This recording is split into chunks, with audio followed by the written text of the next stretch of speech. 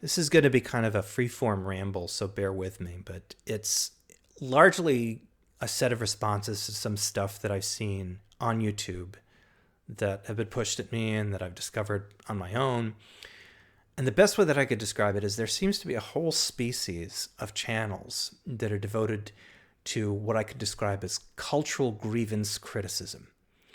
I'm not going to name names because I don't want people doing anything, stupid. I don't want people getting, yelled at in comment sections or anything like that. I just want to describe what I'm seeing and what I think it's coming from and what I think a better alternative would be. So when I say cultural grievance, I'm talking about a point of view about popular culture chiefly, where somebody will start talking about popular culture in a way that is chiefly negative, or they will say, things are bad today. We had it better once upon a time. Modern books are terrible. Modern movies are awful. Modern music stinks. Things were better back when we did this or that. There are two things about this approach that strike me. The first is that it is an incredibly seductive thing to say.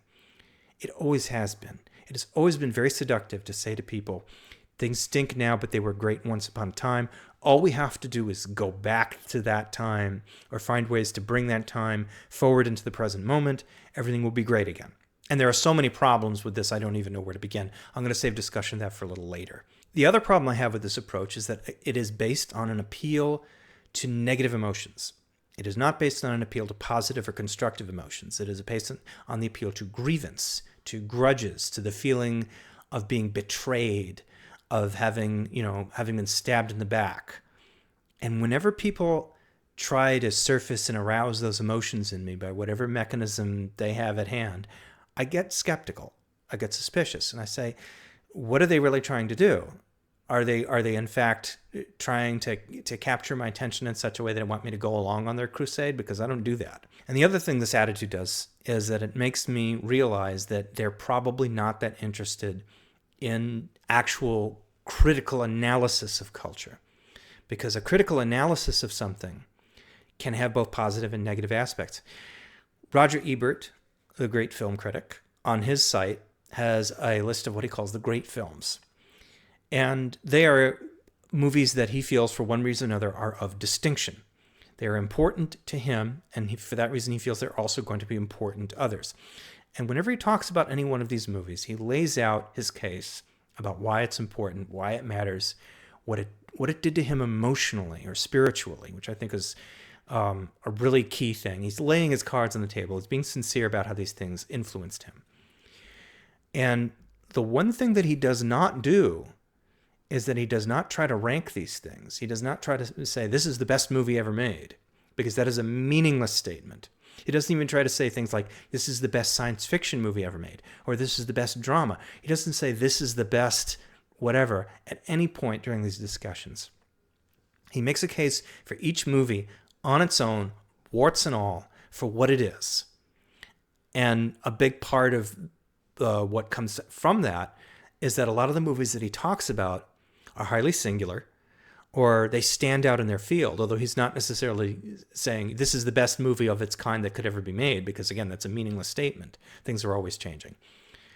And I appreciated this approach because he was not playing on the grievances of the audiences in order to make his case. He was playing on their sense of curiosity and wonder and delight.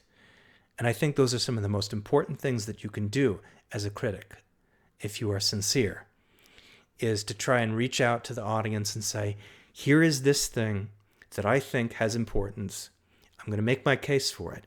And I'm not going to make my case for it by tearing other things down, because that doesn't work. I can't make a case for the greatness of a movie like The Seven Samurai by tearing down all of its imitators, because some of its imitators, some of the movies that were made in its shadow, like The Magnificent Seven, are genuinely good films. Yes, we're going to want to go back to the original and honor the original and keep a place for it, but we don't have to do that by tearing other stuff apart. Now, the grievance criticism approach, as you can tell from the label that I've given it, does the opposite. It doesn't really engage with the wonder and the sense of awe and the sense of joy in the audience. It engages with their negative emotions. It engages with their feeling of having missed out, their feeling of having been deprived of something. And again, I think this is a tremendous mistake. not even just because I don't think that it leads to any kind of truly valuable, useful, constructive criticism, but because I think it just gets off on the wrong foot. I don't think that we should make a case for anything by trying to appeal to the audience's sense of how much everything sucks right now. Because let's face it, things are pretty terrible at this point. And I don't know when they're going to get any better. Nobody does. But, nothing gets better by itself. That's why we go out and do the hard work of making things better.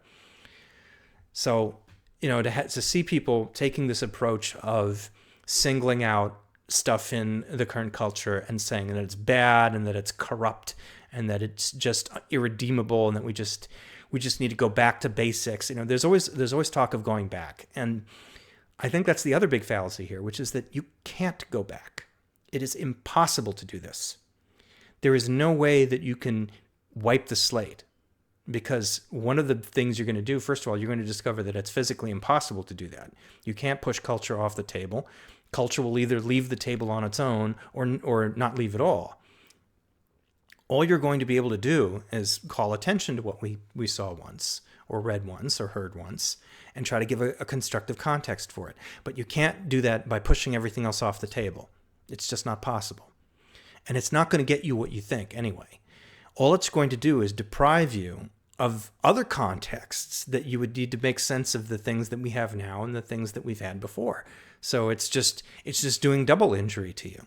And the other thing that I think about this whole business of, branding everything that currently exists as being fallen or bad, I think it's just not true.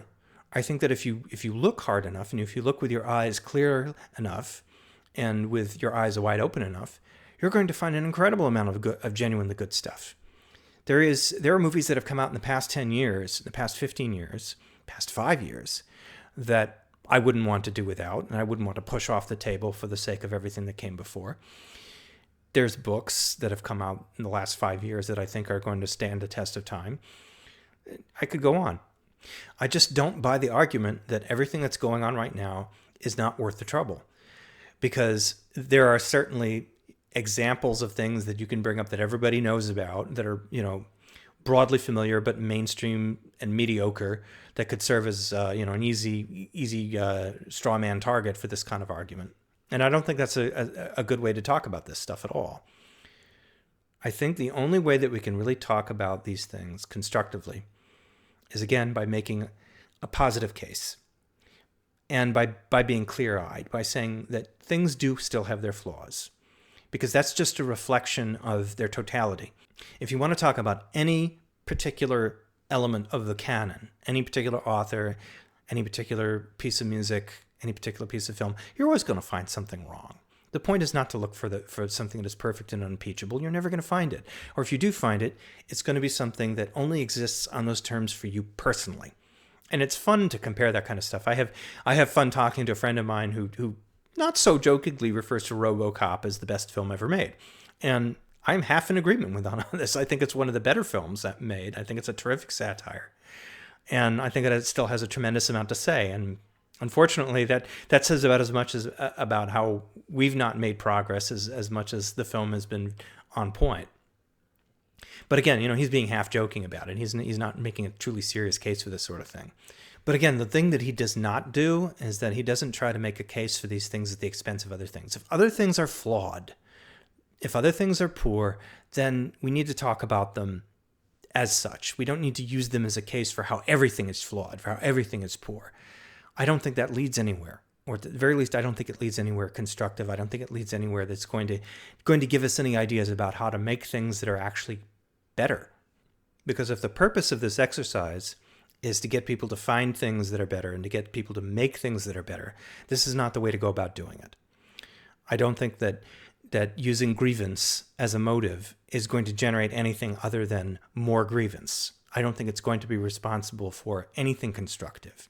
I don't think it's going to give people a way to do things that allow them to transcend what's going on around them. I don't think you can do that by appealing to either your own negative emotions or the negative emotions of others.